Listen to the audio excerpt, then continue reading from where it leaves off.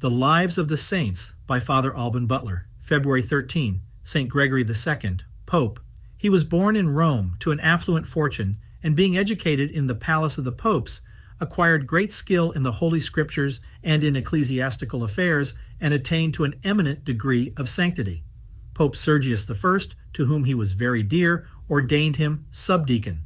Under the succeeding popes, John VI and VII, Sicinius, and Constantine, he was treasurer of the church, and afterwards library keeper, and was charged with several important commissions.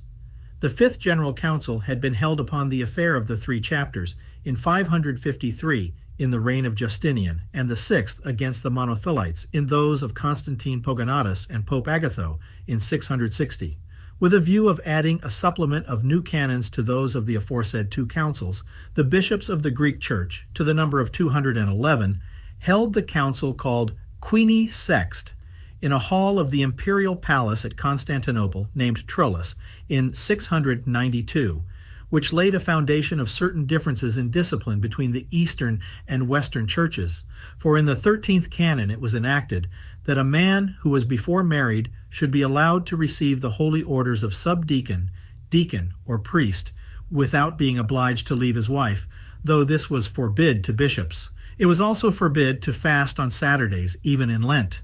Pope Sergius I refused to confirm this council, and in 695, the Emperor Justinian II, surnamed Reinot Metus, who had succeeded his father, Constantine Pogonatus, in 685, was dethroned for his cruelty and his nose being slit, from which circumstance he received his surname, banished into Chersonesus. First Leontius, then Apsimarus Tiberius, ascended the throne, but Justinian recovered it in 705 and invited Pope Constantine into the East, hoping to prevail upon him to confirm the council in Trullo. The Pope was received with great honor, and had with him our saint, who in his name answered the questions put by the Greeks concerning the said council. After their return to Rome, upon the death of Constantine, Gregory was chosen Pope and ordained on the 19th of May, 715. The Emperor Justinian being detested both by the army and people, Bardanes, who took the name of Philippicus, an Armenian, one of his generals, revolted, took Constantinople, put him and his son Tiberius, only 7 years old, to death, and usurped the sovereignty in December 711. In Justinian, the second was extinguished the family of Heraclius. Philippicus abetted warmly the heresy of the Monothelites, and caused the Sixth Council to be proscribed in a pretended synod at Constantinople. His reign was very short, for Artemius, his secretary, who took the name of Anastasius II, deposed him and stepped into the throne on the 4th of June, 713. By him the Monothelites were expelled, but after a reign of 2 years and 7 months, seeing one Theodosius chosen emperor by the army, which had revolted in January 716, he withdrew and took the monastic habit at Thessalonica. The Eastern army having proclaimed Leo III, surnamed the Isaurian, emperor on the 25th of March, 717, Theodosius and his son embraced an ecclesiastical state and lived in peace among the clergy. Pope Gregory signalized the beginning of his popedom by deposing John VI, the Monothelite, false patriarch of Constantinople, who had been nominated by Philippicus, and he promoted the election of Saint Germanus, who was translated to that dignity from Cyzicus in 715. With unwearied watchfulness and zeal, he laid himself out in extirpating heresies on all sides and in settling a reformation of manners. Besides a hospital for old men, he rebuilt the great monastery near the church of St. Paul at Rome, and after the death of his mother in 718, changed her house into the monastery of St. Agatha. The same year he re-established the abbey of Monte Cassino, sending thither from Rome the holy abbot St. Petronax to take upon him the government 140 years after it had been laid in ruins by the Lombards.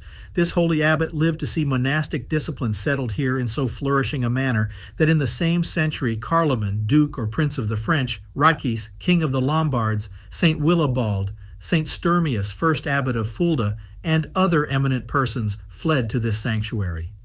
Our holy Pope commissioned zealous missionaries to preach the faith in Germany and consecrated St. Corbinian, Bishop of Friesingen, and St. Boniface, Bishop of Mentz. Leo the Isaurian protected the Catholic Church during the first 10 years of his reign, and St. Gregory II laid up among the archives of his church several letters which he had received from him from the year 717 to 726, which proved afterwards authentic monuments of his perfidy, for being infatuated by certain Jews who had gained an ascendant over him by certain pretended astrological predictions. In 726 he commanded holy images to be abolished and enforced the execution of his edicts of a cruel persecution. St. Germanus and other Orthodox prelates in the East endeavored to reclaim him, refused to obey his edicts, and addressed themselves to Pope Gregory. Our saint employed long the arms of tears and entreaties, yet strenuously maintained the people of Italy in their allegiance to their prince, as Anastasius assures us. A rebellion was raised in Sicily, but soon quelled by the death of Artemius, who had assumed the purple. The Pope vigorously opposed the mutineers, both here and in other parts of the West. When he was informed that the army at Ravenna and Venice, making zeal a pretense for rebellion, had created a new emperor, he effectually opposed their attempt and prevented the effect. Several disturbances which were raised in Rome were pacified by his care. Nevertheless, he by letters encouraged the pastors of the church to resist the heresy which the emperor endeavored to establish by bloodshed and violence. The tyrant sent orders to several of his officers 6 or 7 times to murder the pope, but he was so faithfully guarded by the Romans and Lombards that he escaped all their snares. St. Gregory II held the pontificate 15 years, 8 months, and 23 days, and died in 731 on the 10th of February. But the Roman martyrology consecrates to his memory the 13th, which was probably the day on which his corpse was deposited in the Vatican Church.